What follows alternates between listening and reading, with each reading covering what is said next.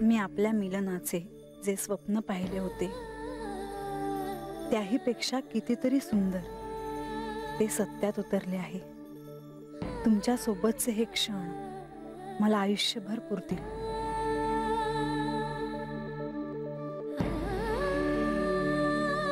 म्हाळसा, तुम्ही कधी आलात? तुम्ही स्वतः हरवला होतात तेव्हा। मी तुम्हाला जे सजवलं ते त्यांना आवडलं का?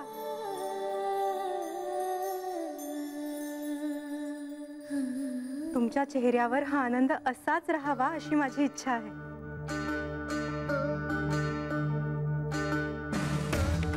खूप आनंदी आहे मी। तुम्हाला एक सांगायचं आहे,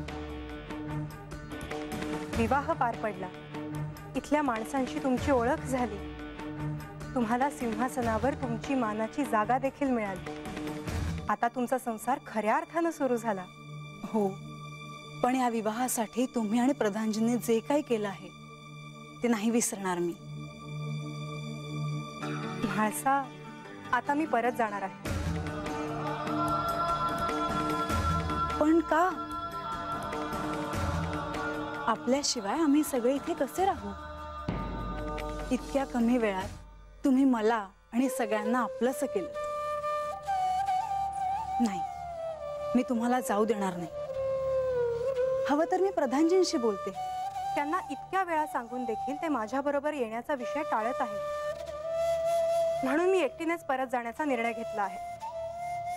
नाही, मला माहित नाही का, पण तुम्हाला इथून जाऊ द्यावेसे वाटत नाहीये। म्हाळसा, तुमचं प्रेम मी समजू शकते, परंतु आता मला इथे नाही राहता येणार। नाही, मला हे पटत नाही।